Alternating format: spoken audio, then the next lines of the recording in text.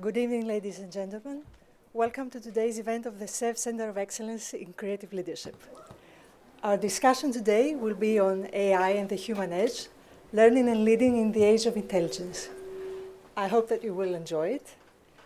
I hope that you will actively participate in it. And to get things started, I would like to ask Mrs. Dora Economou, Director of Human Capital Affairs at SEV, to take the floor for her opening remark.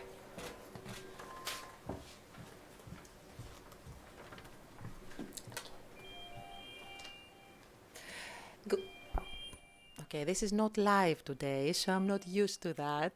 We didn't refer to that. This is the first event of the season that we do not have live stream, that all of you can enjoy later on as we upload it in YouTube, in our YouTube channel, correct? Okay, because we had some questions regarding this issue. So, good evening, everybody. Good evening, Sarah. Welcome to Greece. It is a great pleasure to welcome you to the final session of this year Leading Creative Discussion Series, hosted by the SEV Center of Excellence for Creative Leadership, in collaboration with Alba Graduate Business School.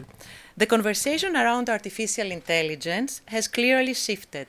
We are no longer debating whether we should adopt AI, but how we can integrate it in ways that create lasting value for businesses, the economy, and society as a whole. To harness AI's full potential, algorithms alone are not enough. What we need is people with the right skills, mindset, and responsibility to apply AI strategically and effectively across all sectors and functions. And this is where we face one of Greece's most pressing challenges, a widening digital skills gap. While the demand for IT professionals exceeds 16,000 per year, our academic system produces just half that number. According to SEV's later Business Pulse, our annual survey, 2025, only 6% of companies have fully integrated AI into their operations, while the overwhelming majority state that lack of skilled professionals as a key factor impeding broader AI adoption, which means that talent shortage is no longer a future threat, it is a present constraint on growth and innovation. At SEV, we are taking decisive action to address the critical challenge. Along today, we have with us Maggie Athanasiadi, who is the director of your title in English, Maggie, for digital transformation, technology and digital transformation. We have recently launched the AI in Practice. Maggie announced it last week in our AI in Practice conference. To support our member companies in embedding AI into their operations with purpose and confidence. Through hands-on AI bootcamps by Alba Graduate Business School, tailored workshops and real-world business cases, we help enterprises on all sectors and sizes build practical capabilities, not just technological, but strategic and ethical as well. In this effort, our partnership with Alba Graduate Business School is key. Together, we are co-designing learning experiences that go beyond technical instruction, and we offer them free of charge to our member companies as part of our commitment to developing their human capital. We focus on immersive, business-oriented training that cultivates real-world problem-solving, data-informed decision-making, cross-functional collaboration, and adaptability to new digital paradigms. We have set a bold and uncompromising ambition to empower today's workforce to lead, not just adapt, in the age of intelligent transformation. After all, why AI redefines what is possible, creative leadership decides what's meaningful. With that in mind, I invite you to enjoy what promises to be an insightful and forward-looking discussion. Thank you very much.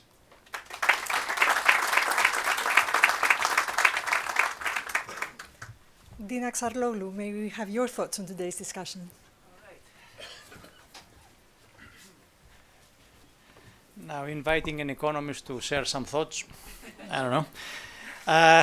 Good afternoon, good evening, I guess, right, 6:30. And welcome to our Lead Creatively Discussion Series 2025 session today. I'm glad to see you all and welcome to the session. A few years ago, after the strong recommendation from Nikos Mylonopoulos, I read a book by Eric Brinjolson and Andrew McAfee. Race Against the Machine, it was the book. Very influential book, actually. Now, in that particular book, the authors, the major claim was that in 2010, 2012, it was the book, that period of time, we were experiencing a very much accelerated technological change, which was influencing our lives because this particular technological change, that period of time, was changing skills and competencies of people. And their major claim was that those of us who would be left out from that particular technology, we didn't have the opportunity to adjust to the technology, we would be left out from the job market. Now we are in a similar situation, but much different, in the sense that, again, we are in front of a very much accelerating technology, but this technology seems to be a totally different technology than in the past.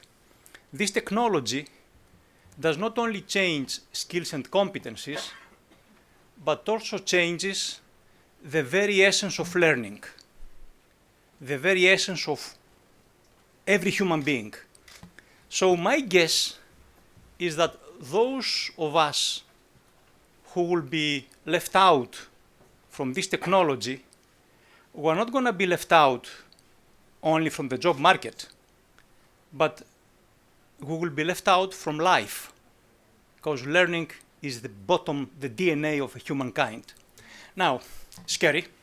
I didn't want to scare you, but that's what economists always do. We make predictions about the future that are scary predictions so that people, they see the real thing, right? So that's how much I understand.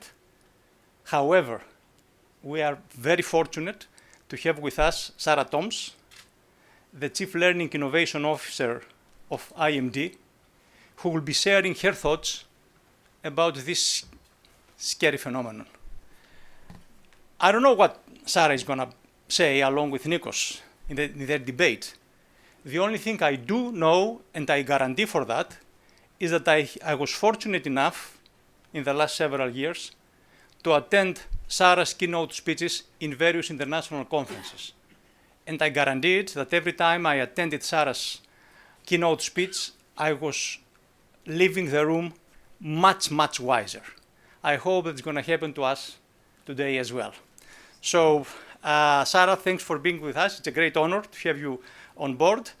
That's all about from an economist. So, Nico, that's your turn now, and you take over, and I wish you a very fulfilling and interesting session today. Thank you.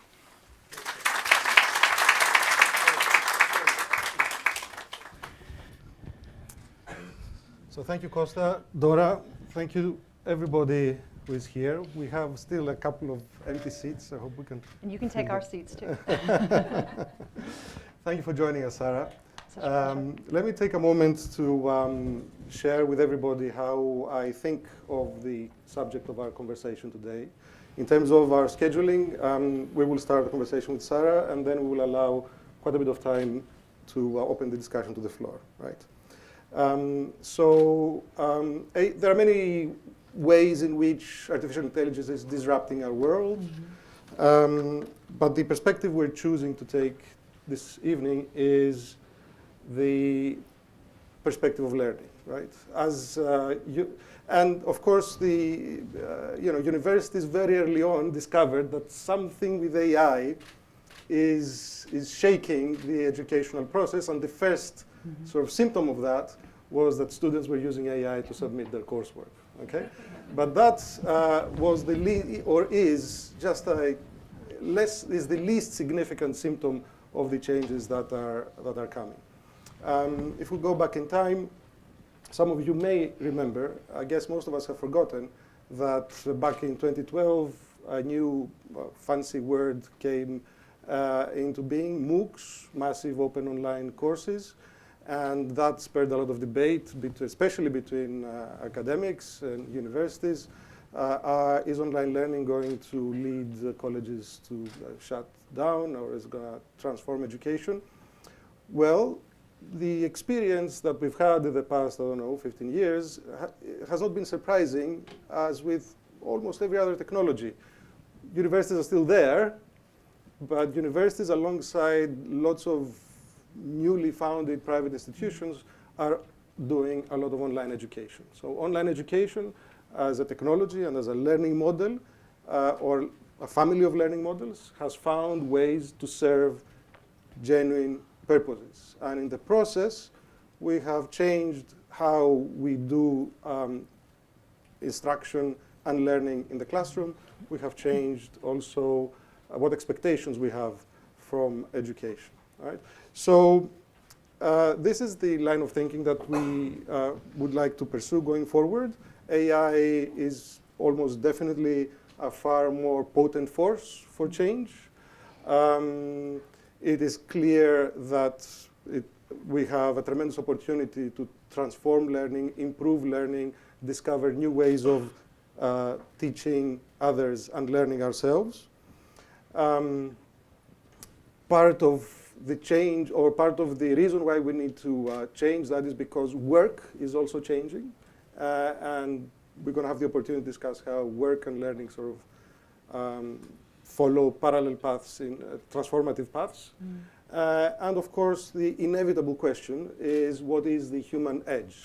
And how do leaders in education, leaders in business, sustain what we think might be uniquely human in the future as AI takes over? So these are the three sort of dimensions of our conversation. AI changes work. That changes requirements for learning. So learning is going to be different. And there are new challenges and opportunities for leadership.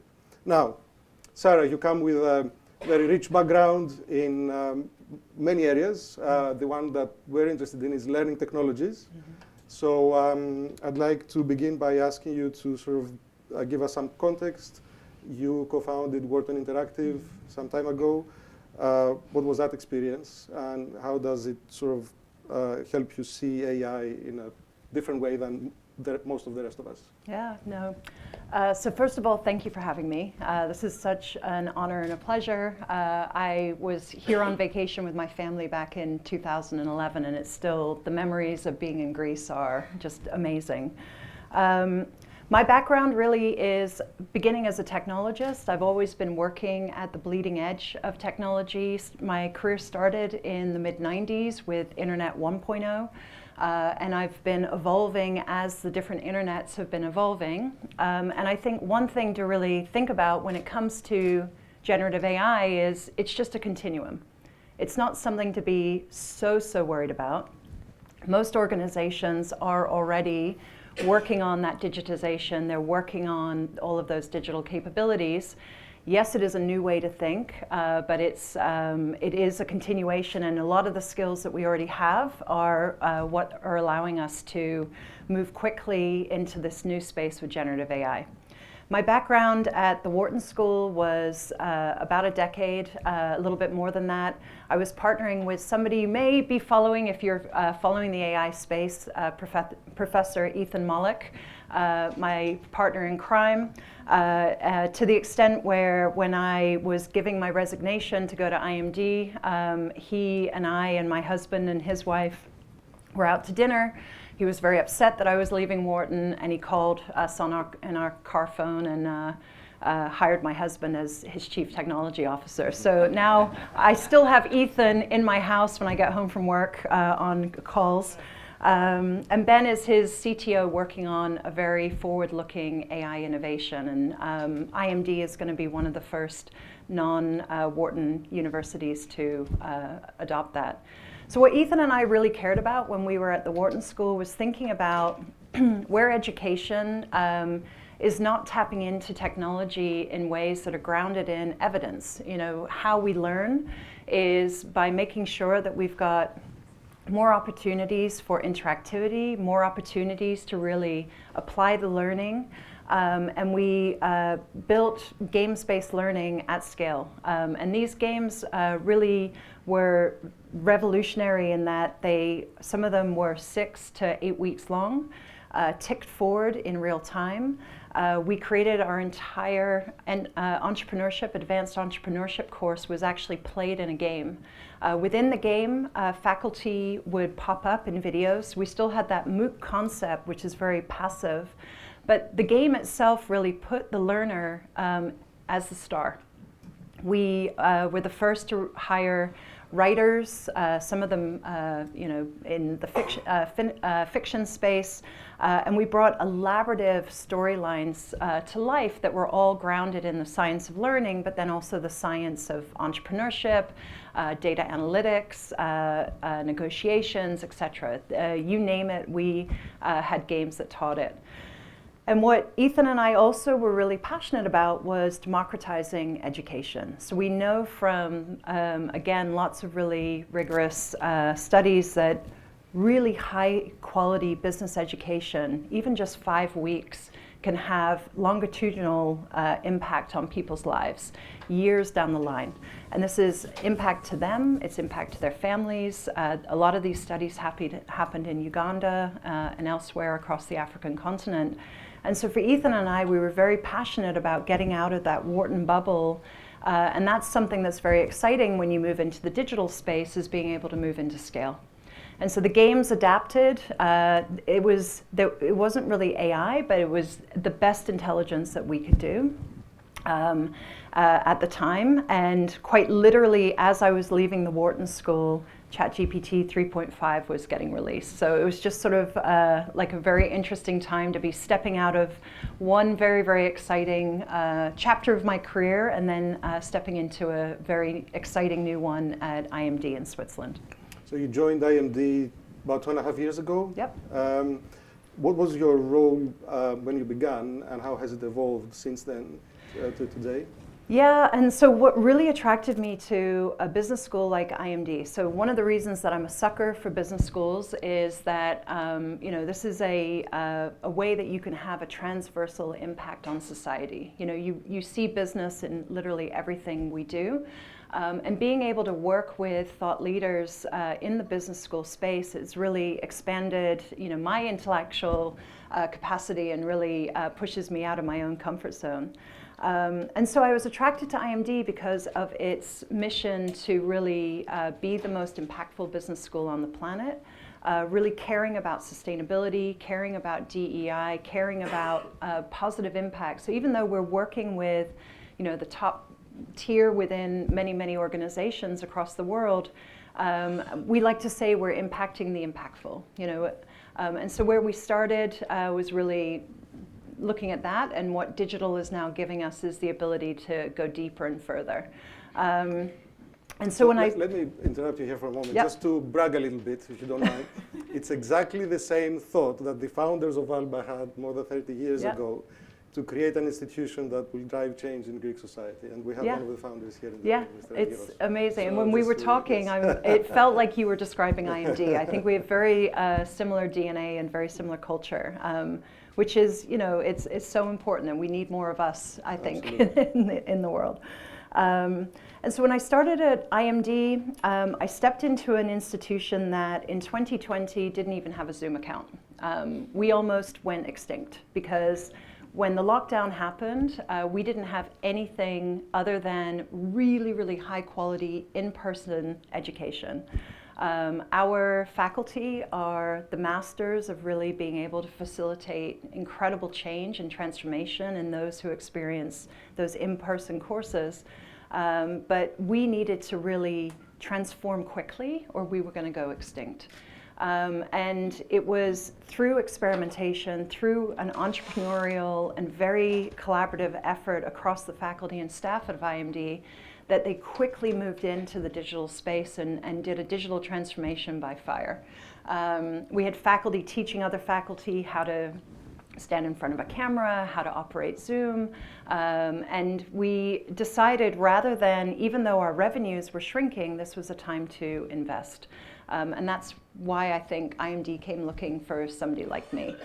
And so when I stepped into IMD, my first title was Chief Learning Innovation Officer. I'm now Chief Innovation Officer. I'm now on our ExCo and leadership team, and I have our whole information technology, AI data analytics, our strategic talent solutions, software development, and learning innovation are all now part of my organization. And for us, where I started in February 2023 was really seeing an organization like IMD, so different from an organization like Wharton, where we don't have departments for our faculty, we don't have a lot of hierarchy, we don't have a lot of rules. For me, this is an innovator's Heaven, paradise. heaven. Yes. And so I presented an idea of creating an AI engine room for IMD and starting to think about what our first Gen AI applications could be. And Yeah, so where we started was with very, very simple idea, which is we know that there's a lot of magic happening in our classrooms. We know that from a strategic standpoint, that moving the needle on interactivity and also personalization leads to more learning, right? So this is going back to the scientific basis of why we'd want to do this. We also know that in higher education institutions, we have a lot of siloed data. And so if you're in a bank, if you're in a tourism organization, you probably have the same problem. And when I started to really learn more and more, because everybody was learning in 2023, nobody had Gen AI expertise. I'm like, the real potential for me is being able to de-silo the thought expertise of an institution like IMD, and then to look at the fact that a really important part of learning is asking questions. And we don't really give a lot of opportunities in our classrooms because it's just not possible, right? There's only about 18% of people really raise their hand and engage and ask questions. But if you're not asking questions, you're not learning. And so when you put generative AI together with democratizing the question asking process, we really have something. And so we created a very simple prototype where we use Zoom recordings in the class. The other aspect of this was we started, before there was even the term responsible AI, we started to think about what responsible AI meant. We penned 12 AI principles. Some of them are about privacy, security, truth. You know, we're in the business of truth, and a number of other ones. And then we started to put all these concepts together, recording classroom sessions, and then we ran 8 simple experiments with a data scientist I hired from Idaho, of all places. And he landed on RAG, if you've heard of that. It's a retrieval augmented generation process. And we started to build a RAG database before it was really very well known. And it was because we did these 8 experiments leading to this. And then we created the ability for people to have conversations with our classes. So even the stories that our faculty tell. And then we surrounded each class with expertise on the topics from our faculty, so you could have a really expert conversation coming out of the class. And so that was our first concept.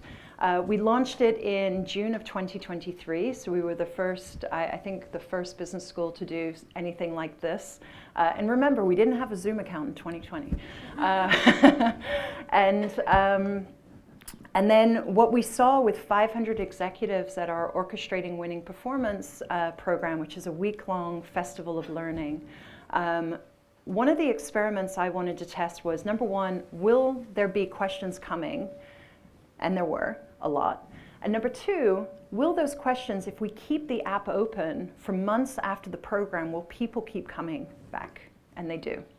And so this is allowing us not just to allow people to come back and ask questions of the program, but as you start to reflect and then start to try to apply the learning into your day, you now have that IMD expertise in your pocket. And so we're now at the point where we have AI-enabled large parts of our curriculum, including our entire MBA, EMBA, lots of our custom and open enrollment programs as well. So you keep recording the sessions, Yep. and then you give them, and the students go away with carrying the class with them, and then being able to ask questions Exactly. anytime. Yep. Okay. And the first prototype that we created took us 6 weeks to do.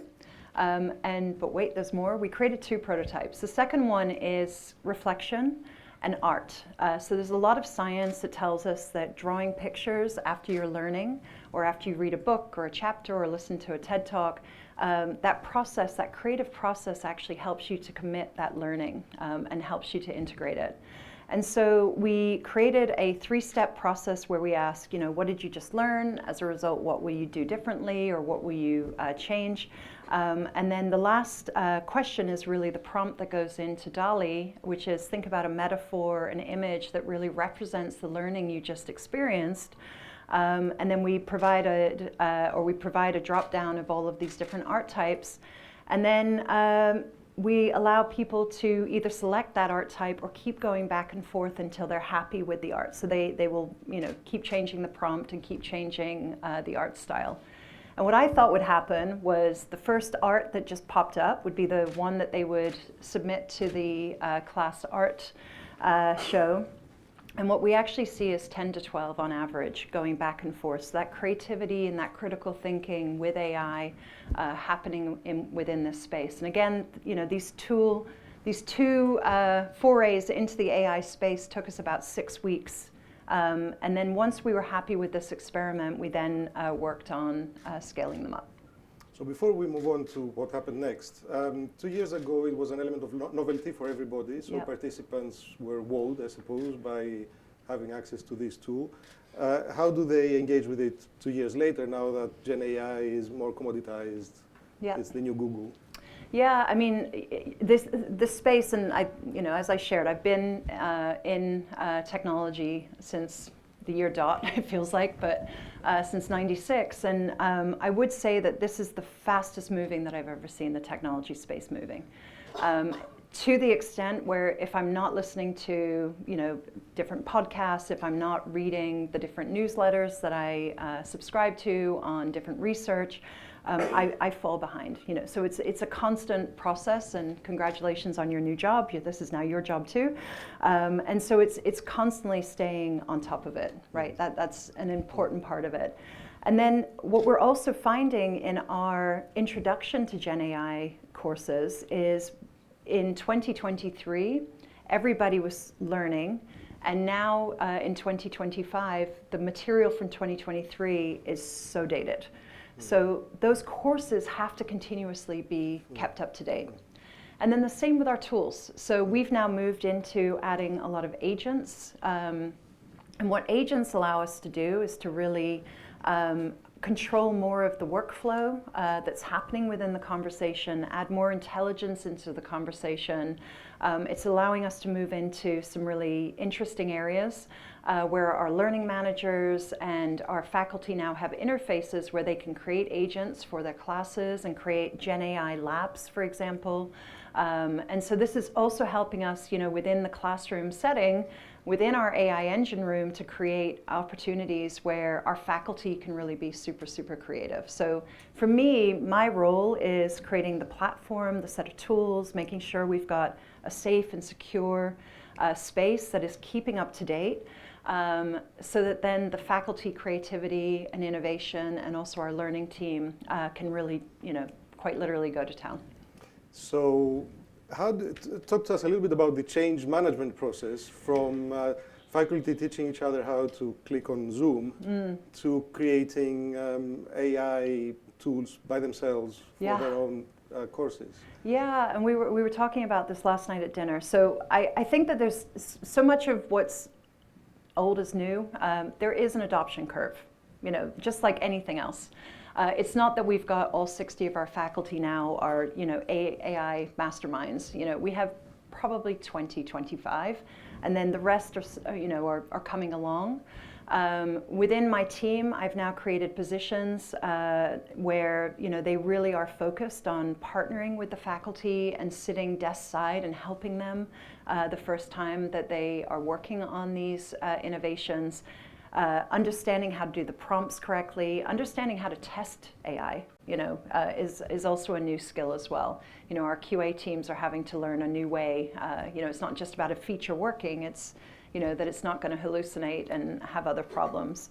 And so it really is about an entire organization needing to come along. And for us, starting early, it's allowed us to engage our legal team very differently. I have a lot of our peer institutions coming to IMD, and the first question is usually, how did you even get the lawyers to agree, Sarah? And so it's really important that if you're working on, bringing generative AI into your organization, is thinking about who your change agents are.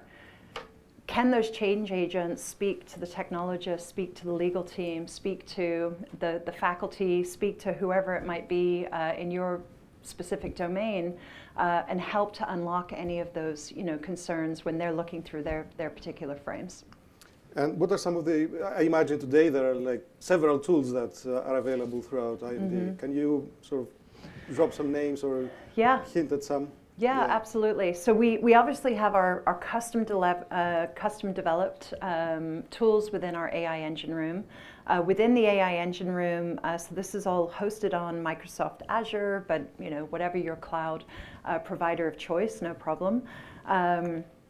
We also have Microsoft Copilot, and this has been, so how many of you are using Copilot in some of your tools?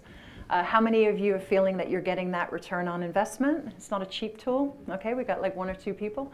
And so this again speaks to those change agents that we've really worked to activate across IMD. So for example, our finance team, where can we start to add more automation into Excel? Where can we make sure that we're doing where we were doing manual checks on errors and things when we're doing AP processing. Now we're using, agents in Copilot to help automate that process. And so there's use cases. I can guarantee you there are use cases across your organization that could, get value out of something like Copilot. So this Copilot connected to your Office products that we find very valuable. At the end of last year, we had about 50% usage. And then again, as we've been rolling out more and more support across our institution, we're now up well above 80% usage, which is pretty terrific.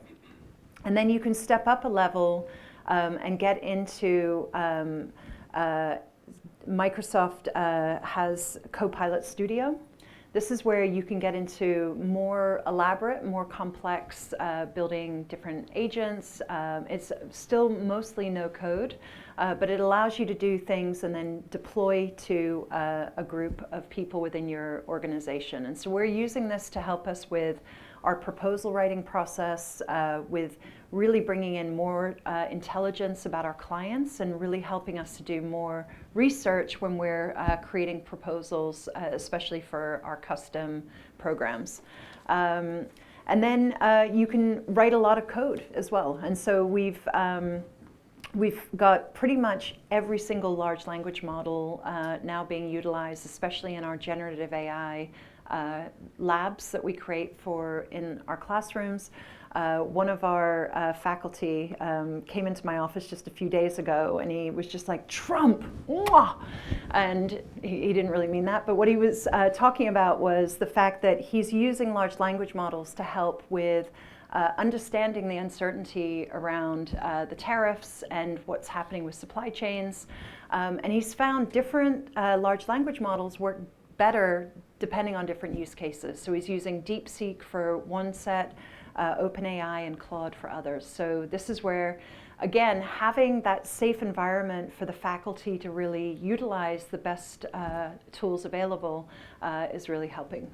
So what you mentioned right now is something that you could not have done without Gen AI specifically. So, a professor of operations could have had like an Excel model of a supply chain. Yep.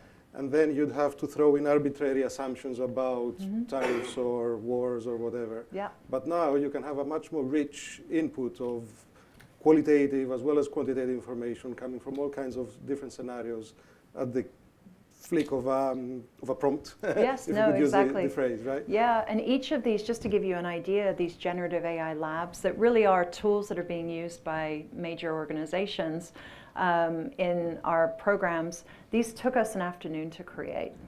So they're with faculty who are now really starting to get very sophisticated and understand how these models work. We're able to create these very helpful tools. Supply chain, over 80% of supply chains are managed in Excel. So there's such a natural marriage of bringing generative AI into that workflow.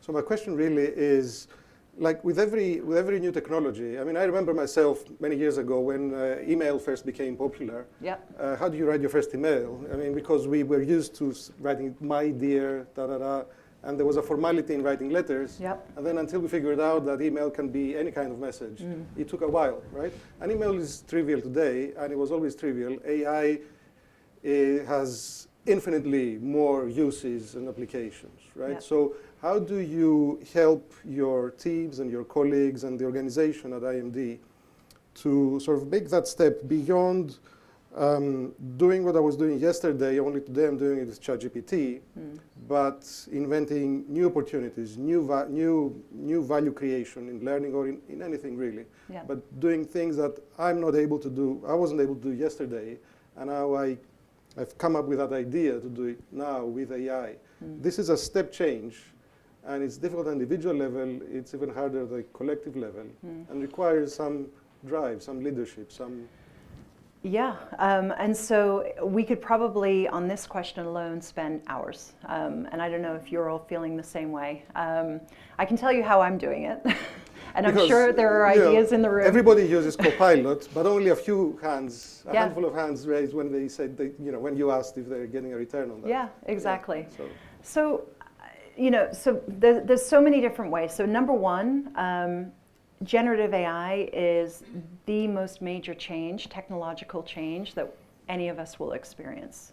It is going to automate large parts of especially rote or junior level jobs away. And that's a problem. And the reason it's a problem is if any of us who are longer in the tooth like I am, the way we've learned is we've started with simple and we've built into more and more complexity as our careers have progressed. What happens when we remove that whole level and our most junior people don't get that opportunity anymore? So we need to think about this societally. I don't have the answers to it. All I know is that I can see the problem coming and I'm really worried about the generations that are coming. That said, I also know in all of our day jobs, pardon my French, we all have to do a lot of bullshit tasks, things that we just wish would go away. I wish my email box would just blow up. Like it's just a lot of kind of things thrown over the fence that you have to deal with. And so I think that there is an opportunity here where it is bringing more human potential to the table and getting rid of the ways that the digital era has kind of owned us as humans. And made us sort of work for things like working for email and working for Salesforce, like we'll be able to allow those systems to do those lower level tasks for us. And agents in particular are going to be the biggest part of this transformational change. If you as an organization are not starting to get your Gen AI capabilities rolling, that's going to be a problem for you. I can also see that coming for organizations that are not starting to think about their strategy, their governance, their policies. What are those early use cases? That is going to be a problem. What I've been doing with my team for example, my software developers, we now have Copilot with GitHub. What we're seeing is 6 to 8 times productivity gain in my senior developers. My junior developers, not so much. So that's the other thing that we need to look at is if your seniors are now more productive, they should be spending that new time that they've gained with the juniors, right? So it's changing how we think about our share of time and work and making sure that we are spending it with those who need the assistance. So you just implied that Gen AI requires expert supervision to yield value. Is that? At the moment, Yes. one of the problems with generative AI is everything it produces looks so good. And if you're not a software developer, if you don't have 20, 15 years under your belt, when you tell it to write code for you, it looks really good. It's not. Yeah. You need to really have that expertise to know that, you know what, this is not great code. Now, the other thing that I'm thinking is the future that we're probably looking at is a future where we're going to switch more and more from having web interfaces and have more and more conversational interfaces. So, you know, the kinds of skills we're going to need in our technology teams are probably going to change a bit too. And we're also going to probably see a time where the internet is more for AI than it is for humans. And I see that already with our marketing team at IMD. So we just in the last few months, we are seeing more large language models coming to the imd.org website than we are our paid social. So one of the questions to ask yourself is your organization optimized or is your website optimized for SEO or is it optimized for large language models? It's probably SEO, and it's different. You know, so this transformation is coming across the board. It's going to touch every aspect of your organization. And so that readiness is something that you really need to be thinking about. So what I'm hearing, or what I'm interpreting from what I'm hearing, is that Gen AI is introducing another layer of abstraction in the world. Our interaction between ourselves and our systems, and between ourselves and the world, basically. Yeah.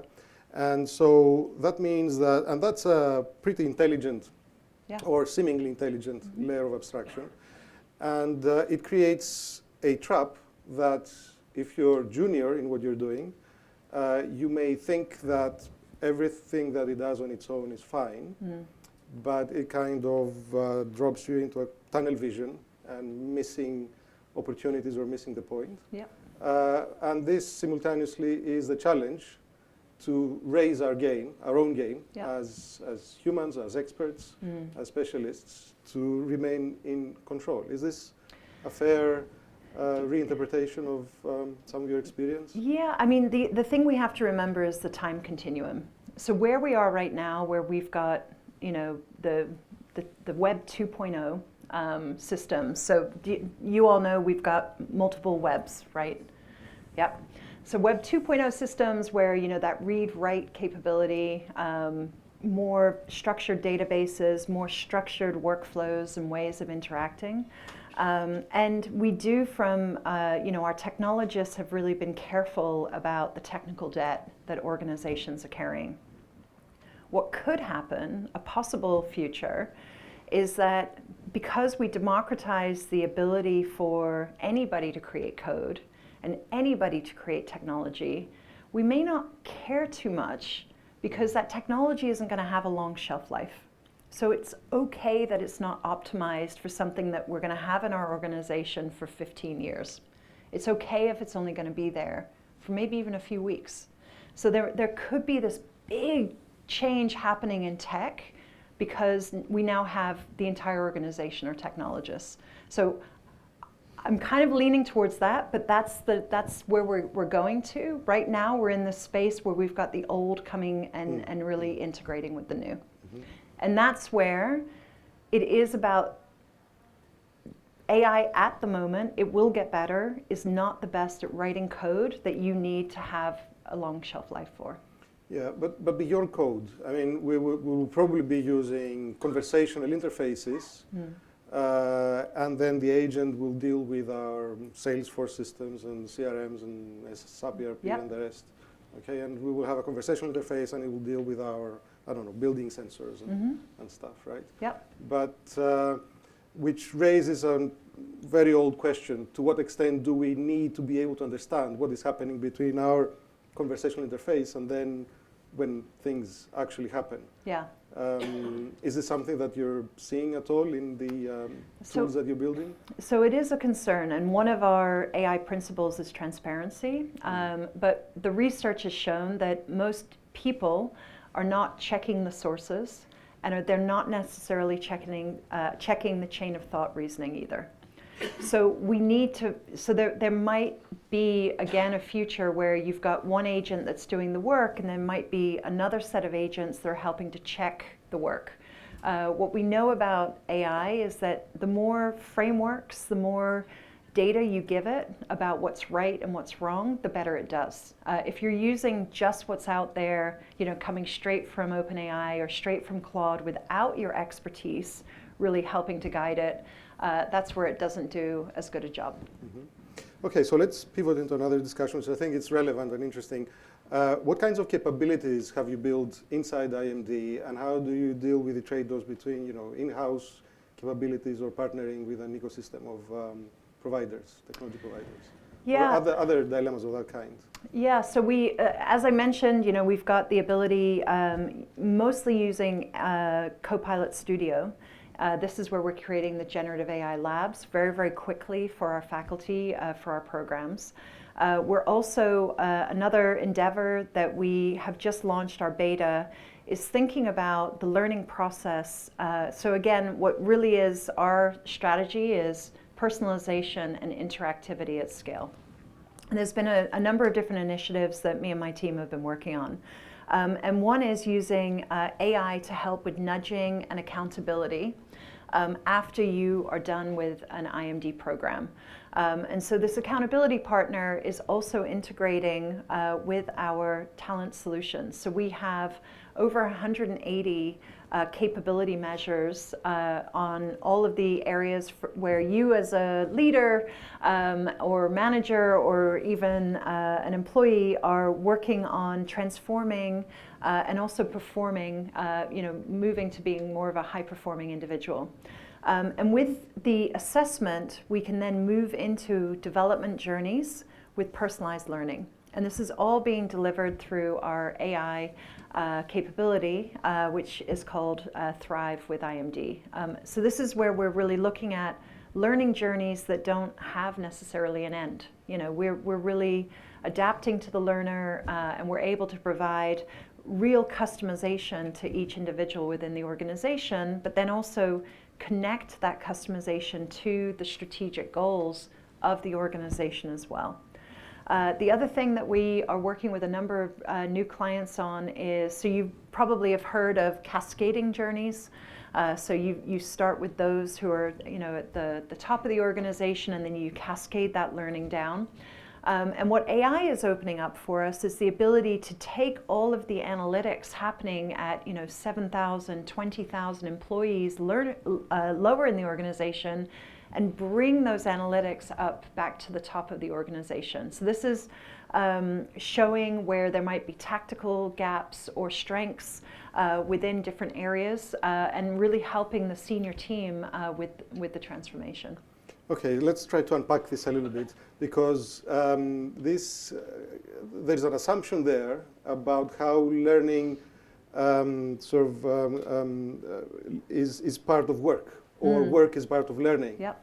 Okay, would you like to expand on this a little bit? What is the assumption behind the symbiosis of learning, working, or working and reflecting, and then discovering a need to learn, and then acquiring new knowledge, and then closing the loop again and again and again? Yeah, and I think, we've all been seeing this in our children with YouTube, right? So it's the largest learning management system on the planet. And I think the philosophy with learning needs to change. The philosophy, because of educational institutions, has been quite linear. But that's not the way we really learn in the real world. It's the reason we picked the logo of Thrive as a tree is that we do believe that learning is more branching. We believe in the strength of the trunk, but lots and lots of branches coming off of the trunk.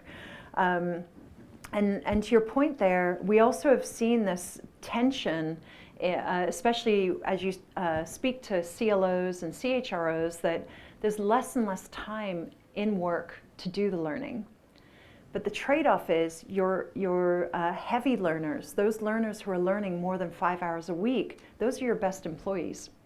Many of the traits that you want in your employees are the same traits that actually are linked to learning. And so we know from, atomic habits, we know from other incredible research that it's okay to have a learning journey that might be more atomic in nature, and that is really dripping new information and also getting you to reflect and think about who you are. And this is really the philosophy behind what we've created. Which gives a new impetus, a new sort of invigorates the discussion about the learning organization, which is a very old discussion. But suddenly we have the actual tool that delivers the knowledge the moment it's needed, or it creates the opportunity to pause and reflect and learn and improve on the go, which perhaps raises our expectations from leaders to actually deliver on that promise or aspiration for the learning organization. Exactly. You see such sort of this kind of evolution happening in your clients, the companies with which you work? Yeah, and so there's great appetite for exactly what we're talking about. I would say that we also need to balance this out with making sure that that learning journey isn't lonely. So the one thing about AI is it's you and the AI. Well, what about everybody else? We learn really well from other people, and we learn really well from each other. And we also learn when we focus on the learning. And so making sure that we do create the opportunities to be in the flow of learning, to make sure that we have attention, that we're pushing ourselves out of our comfort zone and we're not letting AI do all the work for us. I often, and I know I've used this analogy with you, is with the green revolution, where we got the glut of new calories, new creation of calories, we got a lot of fast food. And we need to be careful that learning doesn't become like a fast food. We need to make sure that we've got really nutritious calories coming in when we think about what generative AI might be creating for us within our learning journeys. And so I think us as consumers of education, we're going to be similar to how we are as consumers of food and our diet. And our exercise. This is going to be something, and just like I've got this on my wrist, hopefully something similar will exist with learning and development and human potential as well. Which inevitably brings up the question, if learning moves out of the school into the workplace, what do we do when we invite learners back to our campuses, or whatever that is? Could be a campus, university campus, or another location. And what is the role of the human educator when that occasion arises? Because to the extent that us as instructors, we teach sort of instrumental knowledge, that is probably best delivered by a personalized AI tool that targets the learner at the moment when they need that instrumental knowledge. Yeah. Right? But then what about the one that you raised, the value of the human connection in the learning process? Yeah, I mean, there's so much potential for higher education to really imagine what a lifelong MBA, for example, looks like. What does the learning and the content within an MBA when somebody's in their 30s versus their 40s versus their 50s look like? I also think that the role of higher education in creating knowledge is still so important. And this is why it's really hard to watch what's happening in my country with respect to the defunding of education. This is why we have the COVID vaccine and why we have so many important health interventions, and the list goes on. So I think that the space that universities can create as a part of the business community and part of the NGO community to really work on those super difficult societal issues is going to continue to be something really important. That intersection between knowledge creation and how you apply it into organizations and into society is still incredibly valid and why we need higher education into the future. Exactly. And you introduce a very important distinction between, because we usually think of education as knowledge transfer, whereas education, university education, also includes knowledge creation, Yes. the research. Yeah. And maybe that interface is also gradually transforming and shifting. Super important. And even though IMD is a relatively small business school, our success in generative AI has been a really good microcosm that really large organizations have said, you know, Sarah, let me take a look at your strategy. Let me take a look at your policy and what you're doing and how you're doing it. This could apply to a major airline or to, you know, a pharmaceutical company. And so it is also using higher education as a test bed for innovation as well. Okay, so in a moment, I'm going to ask you to raise your points and your questions. But one last question for you, Sarah, before we open the floor. It's still very early days. Even though we've seen tremendous evolution, tremendous progress over the last 2 years, 2.5 years, it's still early days, and we know that we should expect to see, you know, this revolution to keep surprising us over and over again. What is your sort of medium, let's say, term vision for education? Or another way to perhaps frame this question is, you know, looking back from 2030 or 2035, what are some of the things that we should be paying attention to now? Yeah. I mean, I think this comes back to the, you know, so we have this incredible technology. It is available almost to everybody. There are still large parts of the world who are getting left behind. And within the technology, there are large parts of the world that are not recognized or visible in it. And I think if we're going to have universal adoption of a technology like generative AI, we need to rewind a bit and work on the biases. We need to make sure that there is gender visibility. We were talking last night about translation into Greek and which ones are the best ones that you've experienced. And who also thinks Claude is the best at Greek? What's your favorite? Yeah. Speak up. It's for mobile. Which one? Speak up. Oh, okay. I'll have to try that one. And so, you know, I think that we have work to do in this in the responsible space, and especially if this is a tool that is going to help us with productivity, we need to be thinking about and making sure that our time is spent on important things. And then even with respect to the gap that we have, the labor gap in this space, that could easily be addressed if we attracted more girls into technology, just overnight. So these are the things that I'm very near and dear to my heart, very, very passionate about, is making sure that we've got inclusivity. I think that this is the wrong moment in time to wholesale disengage with DEI. We would not have responsible AI if it weren't for DEI. DEI is a profession that has been around since the 1960s. Those of us in technology, we're not trained in ethics. We're not trained to think these ways. Our friends across the aisle have been.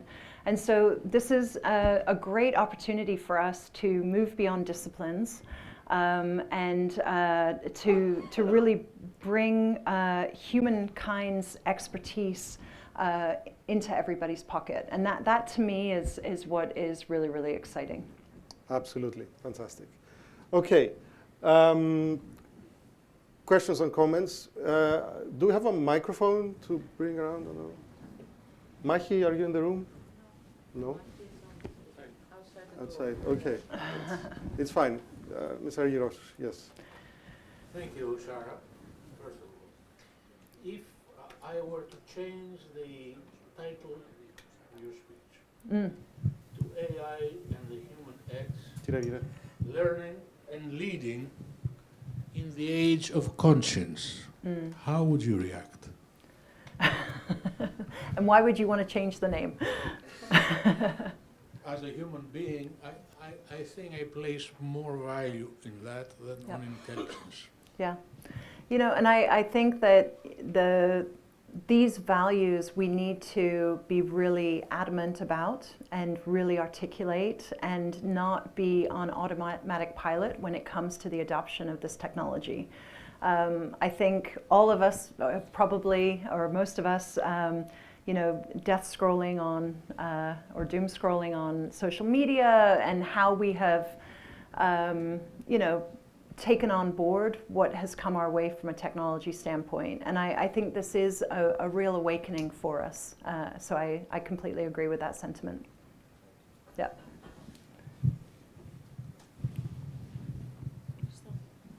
Hello, my name is Elena Ioannidou. I'm a co-founder of Probotech, is a software company for drone sector. But I do a lot of research the last 8 years about new technologies. Mm-hmm. Congratulations for your innovative strategy.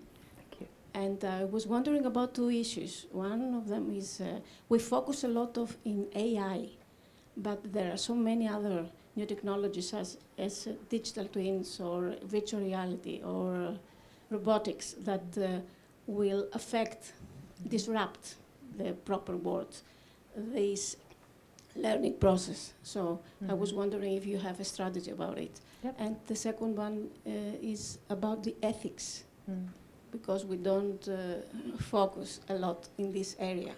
We have to know the limits. Yeah. Thank you. Absolutely. Great. Two great questions. So we've been in hype cycles with AI for a long, long time. I think we were talking earlier, I mean, the 1950s, you know, so, and we finally have achieved, you know, an incredible just achievement with generative AI. It's been really unbelievable. With VR, XR, we have created at IMD basically learning theaters using augmented reality. And so, you know, if you want to look up any of the work that we're doing, I still think that there's space for that technology to come along. One of the concerns I have... In the Web3, you mean? Yeah, I mean, VR is not 100% there, and it's not the best from the standpoint of a lot of people get quite ill when they're in those experiences. And when you, just speaking before about, you know, when you're bringing a lot of people together in person, I kind of think it's the worst thing you can do is lock them into a VR headset. It just doesn't speak to me. Which is why I created an augmented reality learning theater. And so this is bringing to life a game using AR puzzles, and then it's an organizational dynamics, team dynamics game that we've created at IMD. And so that's where I think people need to just get a little bit, you know, creative, use storytelling, and bring to life some of these other things, which is really amazing. On the ethics side, again, this is a talk that, you know, that we could have a conversation for a long, long time. We did release, I'm one of the authors on an AI white paper on ethics and bias. It just came out earlier this year. We released it at Davos in partnership with Microsoft, with their AI ethics team, and then also with Equal Voice. Equal Voice has been looking at female representation in the media. So any guesses here on when you look at articles written about men versus women, what the percentage is across global media? Any numbers? So it's actually about, it's 80-20. So women are only represented 20% in the media. And of course, when you're using that as your corpus to train generative AI, there will be less female representation in the technology. So it's, you know, a 1-2 implication. So if you're interested, I can provide links to some of these different resources as a follow-up. So thank you. Is bias or hallucination one of the biggest problems your QA processes pick up on? So it can be both. As we've been adding more and more of our own corpus, and we're using a lot of guardrails actually from Microsoft. So one of our AI principles is build versus buy. So when we started our AI journey, there wasn't a lot in the way of generative AI tooling to help with the betterment of what you're creating. And we leave within our sprint cycles time to review and see what's new and spend time with our big tech partners. And then if we have invested in creating something that didn't exist before and now Microsoft or Snowflake or one of the other providers now has it, we will switch out ours for theirs. That way they're carrying the technical debt, not us. And so one of the things that they have is a content filtering capability that helps to keep your AI a bit more on rails and hallucinating less. So I would say that while hallucination is still a problem, bias is way more of an issue. Yeah. Yeah. Yes.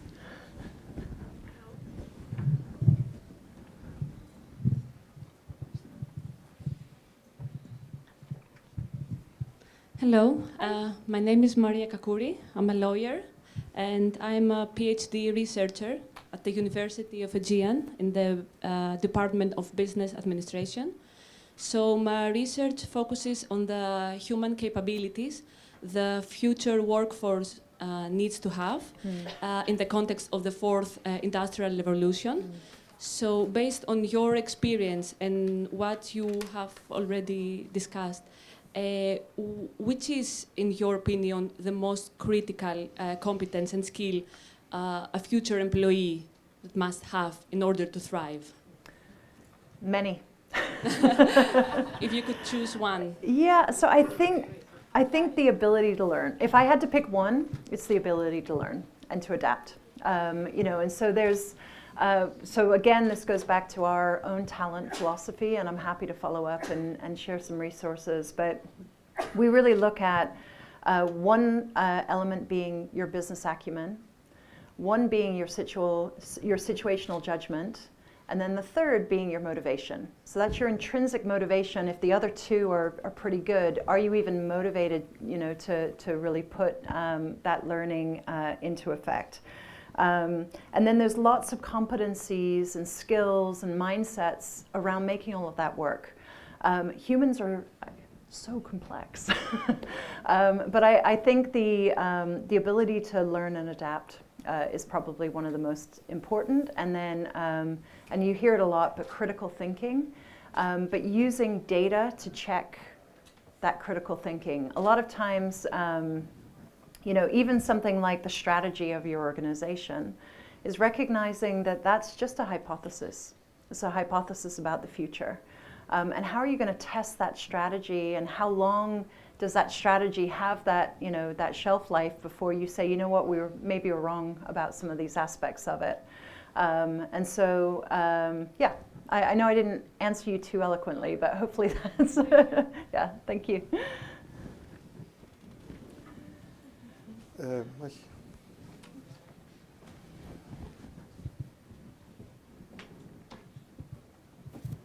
Great, thank you. Thank you for sharing tonight with us. I'm Vasiliki Boltsi. I represent the Ministry of National Education. And we all know that the AI concerns not only the tertiary education, but primary, secondary, vocational education, and lifelong learning. Yeah. From your own experience, if you had the Minister in front of you of Education or a policymaker, what advice would you give when designing the curricula or the official programs? Because as you said, you have commented on different aspects of its implications. Yeah. So what advice would you give to them? Thank you. Whew.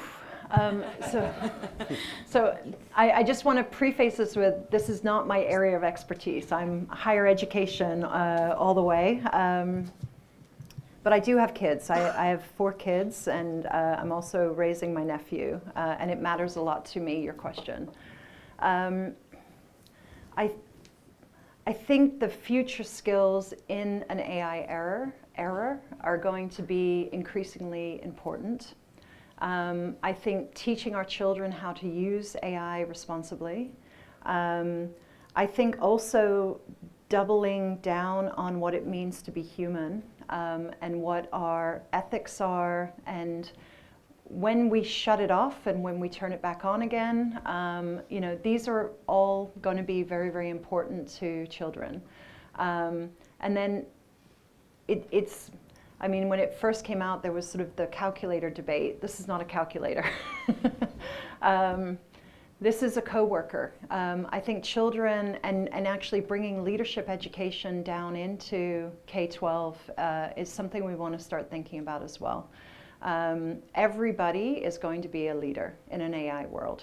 We all are going to be directing and interacting and making sure that what comes back is correct. So these are some of the things just off the top of my head that I would think about. And then coming back to the AI ethics and connecting innovation with legal is an incredibly important bridge that we need to build as well. If we don't bring our legal teams and our DEI teams along with us on this journey, we're also going to be in trouble unnecessarily. So let me push on this a little bit because it's interesting for everybody. So how do you think about the potential trade-off or dilemma between primary, secondary education striving to instill employability skills earlier to serve the economy, or to sort of more patiently develop long-standing principles and humanitarian, let's say, or ethical principles or leadership skills? Yeah, and I think this is, and I'm channeling one of my faculty colleagues who's in social entrepreneurship, and this idea of being able to hold both, right? I don't think it's an either or an or. I think that what excites us the most about generative AI is it's the first time a machine can create. So does that mean that the machine is creative? Or for my daughter, who's an aspiring author, she refuses to use it because she feels like she is stealing. You know, she wants her work to stand on its own 2 feet without any assistance from any machines. It's, the essence of her own creative domain, right? So I don't have all the answers. I think that it is a both. I know that I've run workshops with kids, and we've created comic books and cartoons using AI and got them very excited about it. But then we've also then looked at what AI created, and we have been very critical about it. So it's adding that critical thinking into the flow of the creative process, I think is incredibly important.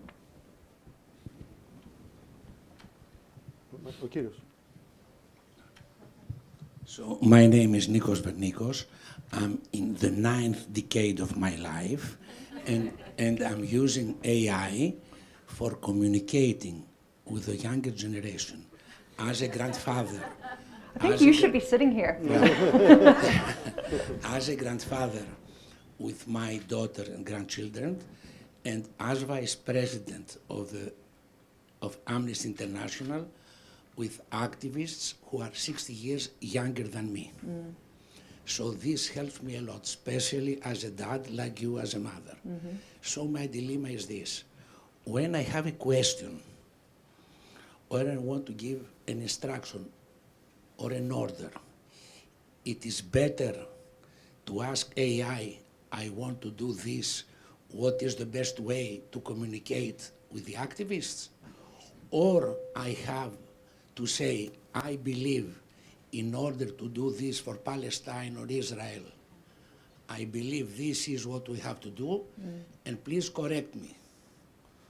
Or if I am applying to my daughter who is saying, I don't trust you, Dad, to go out with your grandchildren because she's too young. And I ask her, what should I say to my daughter in order she can? So believe me, this is the major use I'm doing with AI. Yeah. And I took the liberty of making this question because you said you are a mother with children. Yeah. So one of the biggest uses of, and thank you, that's really fascinating. One of the biggest uses of generative AI is as a coach. There's a lot of people asking AI to help coach people. And as I mentioned, we've been creating our own nudging, which is which is grounded in coaching principles, but it's not a coach. We've been really clear to say that coaches is left to the humans, and what we're creating is machine accountability. But we've also been looking at what's out there that are being called AI coaches, and they're not grounded in the principles of what it means to be a really good coach. And so some of the concerns, if I may raise, that we do know from a bias standpoint, one of the issues with generative AI is it's very much been created by a lot of tech bros in Silicon Valley, with a lot of United States, looking through that lens. And so I do wonder, when you're speaking to activists, is what you're saying landing correctly, or is there more data, more frameworks that would help the performance of those conversations that you're having with the AI? So I'm just curious. And my concern is when I'm participating in activistic action, not to be mocked by the youngs.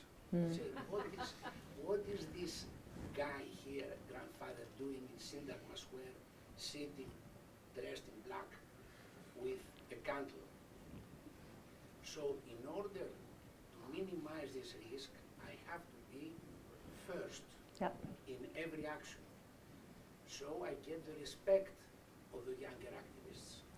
Yeah, but you're saying that the AIs are basically implicitly imbued with a worldview, even an ideology, perhaps. Yeah.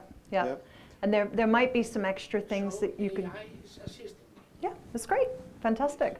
Yeah, and I would say, folks like Brian Eno, who are also of your caliber, and are also in those protests, and are also using a lot of AI. You would get on well with people like him.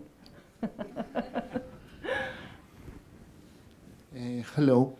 I would like to ask you, do you see any need for new business institutions to accommodate AI? For example, the firm was was created as an invention, I think, in the 19th century.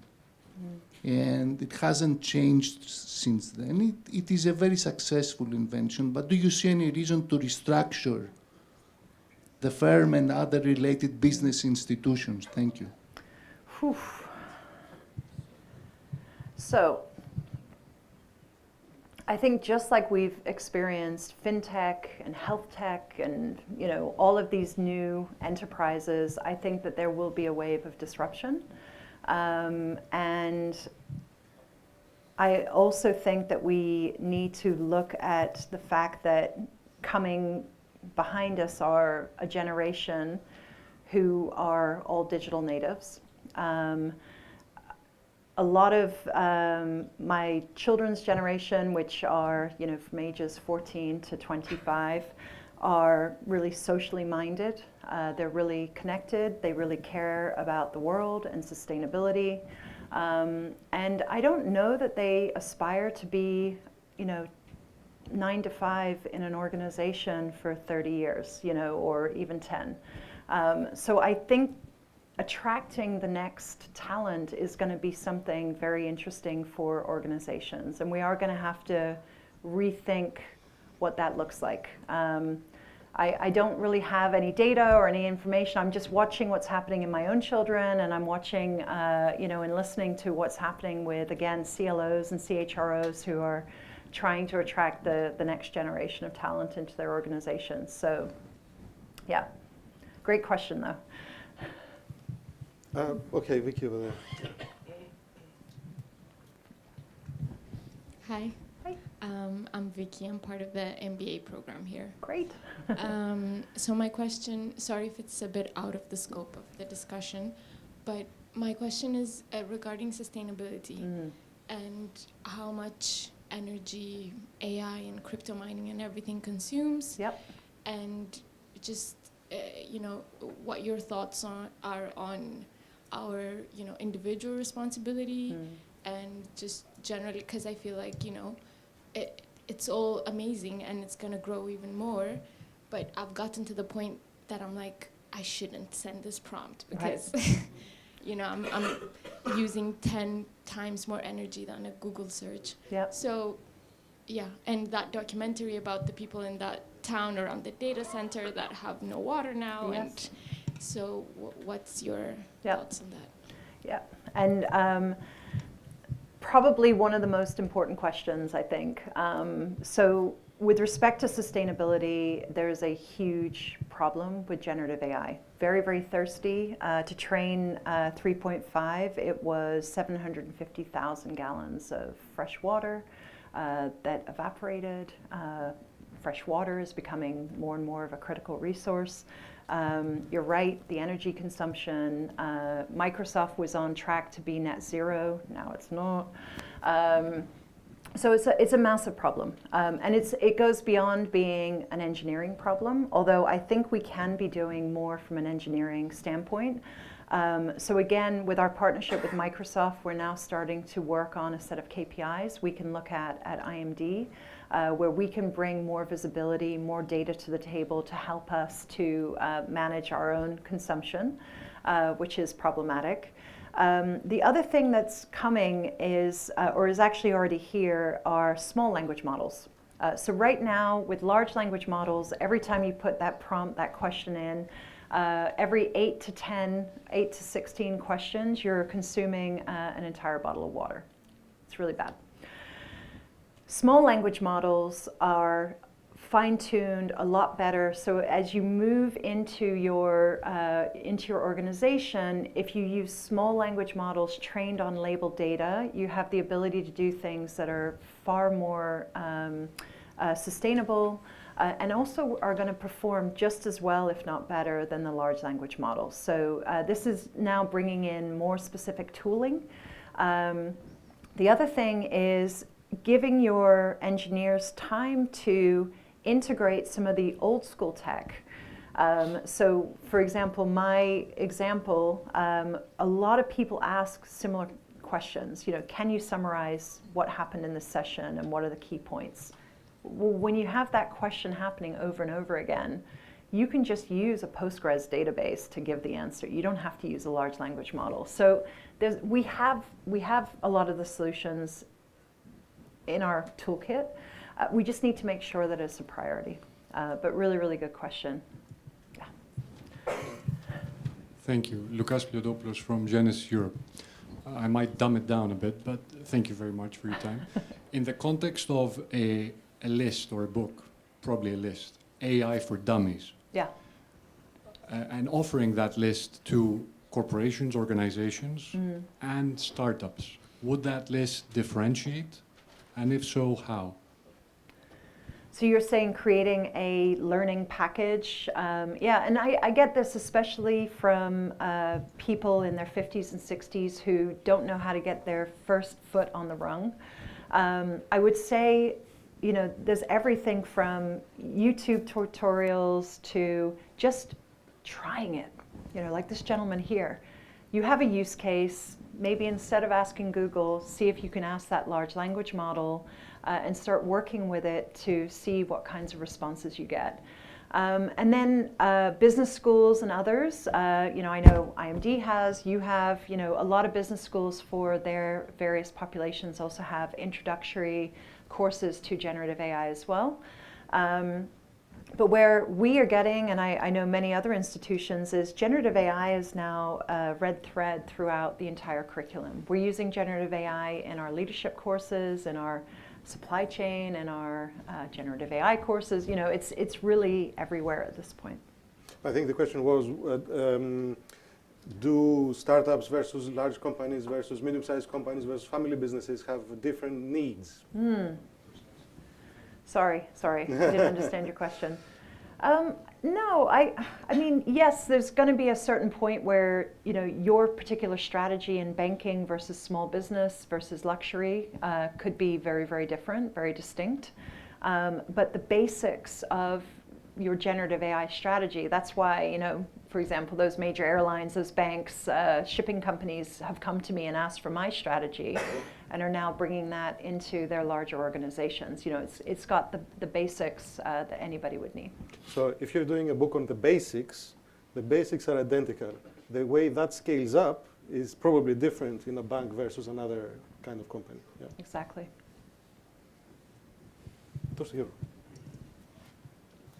Okay, thank you very much. My name is George Panu. I'm the head of innovation at Eurobank. So my question, I think that the younger generations are facing a threat.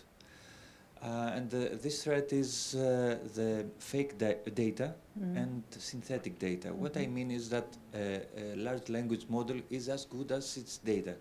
So eventually we will, even though we are modern and we try to be modern, we will be overpassed by the younger generation. So what do you see in the next 10 years, 5 years? This threat is going to overcome also the younger generations, that they will learn based on fake information, based on fake data, because if you continuously flood an LLM with fake data, it will be not generating reliable information. Thank you. So, I mean, it's a very complex question. Because there are use cases where large language models, so a really good example, one of our clients is a major farmer company, and they are actually trying to make LLMs hallucinate, and in doing that, they're inventing new molecules that are saving lives. So yes, for maybe some use cases, absolutely problematic. I know that many LLMs that are being trained on synthetic data are not necessarily performing the best. I think we also need to worry about the flattening of culture and society with these algorithms given synthetic data. You know, if that's what we're going to, you know, what about all the new music we wouldn't have heard, or, you know, there's the human creativity aspect that could be really, really problematic.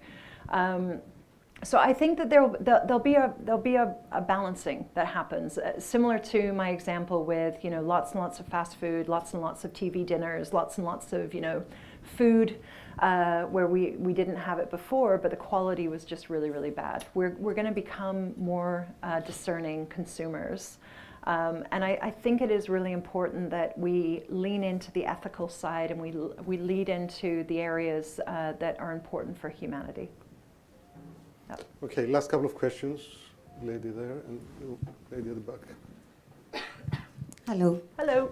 Thank you very much. It's extremely interesting. My name is Katerina Seyhal-Basatina, and I'm the head of operations in Elas Direct. It's an insurance company. I want to ask you, I think many times we have all said it at some point that, oh, I wish I could clone myself for a day. You know, somebody can take over for a while so I can do something else. And actually, very recently, a colleague of mine calls me up, and I had the day off. He didn't know. He said, "I'm really sorry. If you had an AI, you know, clone of yourself, I wouldn't need to call you." And I thought, oh, that's an interesting idea. And I was wondering, do you think there's anything happening out there actually getting us closer to that? And if there is a part of it that we will never get because AI cannot do the job in that case? Yeah. So there are several organizations that Salesforce is a good example. So Agentforce, if you just Google and look for their most recent Dreamforce videos, they do a lot of incredible demonstrations where, you know, even sending out people, so you're in operations, so you're sending out people to work on issues around your facility, and all of the laborious work of, you know, answering the ticket and updating the ticket and writing the after action review and all this kind of stuff is done now by the AI agents. And then they can do themselves probably. right. Can somebody reply like me in the things I don't know? Yeah, so they're even bringing AI in to help with some of the customer conversations, the communication. So again, going back, the corpus and the context is really important to the large language model. And when you think about how much information you have in Salesforce, for example, and then how much intelligence now with AI and with agents and workflow, you can do that follow-up and keep those connections going with clients, for example. So you don't necessarily have to have your business development people writing every email. It's still important for them to be in the middle to probably check and ensure that everything's correct, but a lot more automation happening. I think if we actually did an inventory of our day, there's probably a lot of things we would be willing to say, you know what, that isn't me, Sarah Thomas, bringing value to the table. You know, these are things I'm expected, you know, in this the social agreement that is my role that I have to do. I have to reply to emails. I have to accept invites to meetings that I don't know if I necessarily have to be in every one of them. You know, just when you think about kind of the inventory of what your role might be, absolutely there could be pieces that become AI agents, and they will. And then Microsoft, and what's happening there is I'm sort of watching a little bit of a battle where Salesforce is wondering, should we just be in the Salesforce environment, or should we push into other areas within that ecosystem, that data ecosystem? Snowflake is already there. Microsoft is already there. So this is where you're seeing kind of the battle of the big tech, and who's going to really win this agent war is going to be very, very interesting. Thank you for your insights. I think you kind of answered my question. My question was about the platform you prefer to build agents and simulations and environments. I've been testing a bit prompt perfect, but I'm not sure what you would suggest. Yeah, we're agnostic. Okay. Yeah, so we happen to be, you know, we've got Microsoft. We also are using Snowflake for our data lake. And with Snowflake, it comes, so if you're in education, they have an education license, which also allows you to provide that capability to your students. But Microsoft and AWS do very similar deals. And we're using whatever the best technology is for what we're trying to get done. And we're trying to make as much available to our faculty, to our staff as possible, so that they can experiment and see which one does the best job. So assessing what is the best job, you know, that's going to change over time too. So we don't have the time to take all of the questions. So this is going to be the last question because we basically ran out of time. But I promise you, come September, we're going to start a new series of events, and you will get the email, and we will meet again. Thank you, Sarah. My name is Paraskedia. I'm an economist. I wanted to ask, at IMD, what are the incentives you give to women? Because you did mention girls would solve the problem. Do you give some incentives? Do you want to share any insights on that maybe Alba could also use? Yeah, for sure. We are one of the founding members of Digital Switzerland, which is an initiative which is really about digitizing the Swiss economy. And as part of Digital Switzerland, they have a Her Hack wing, which I am a member of, and I've been a keynote speaker and also a judge. And what's really interesting about this, so in Switzerland we have a very low percentage of women in the technology field. And the Her Hack, we get, you know, hundreds and hundreds of women coming to this weekend event, and it is sponsored by Accenture and many other large organizations to basically do a hackathon over the course of the weekend. And the majority of the women who come to it are not in tech. They're on the sidelines. And so it's just my job to do this and have lots and lots of conversations with young women in their 30s, their 20s, even their 40s, to say the time is now. Most of the women that I have mentored over my career, had the pleasure to do so, they tend to wait for permission to join this field, and they're waiting for themselves to be a level of perfection that isn't really necessary. And so a lot of my coaching is just, you're ready. It's time to go and get that first job. So, I think it takes, it just takes a village. It takes being organized. It takes allies, male allies. The reason I am where I am in my career is 95% men, and just having incredible mentors myself in my corner who have helped me every step of the way. So, if you're not doing it here, you should be. Sarah, we're grateful for joining us tonight. Thank you so much.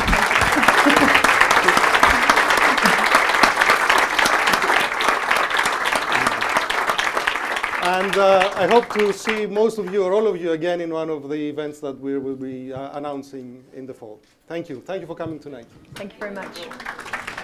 Thank you, Nikos.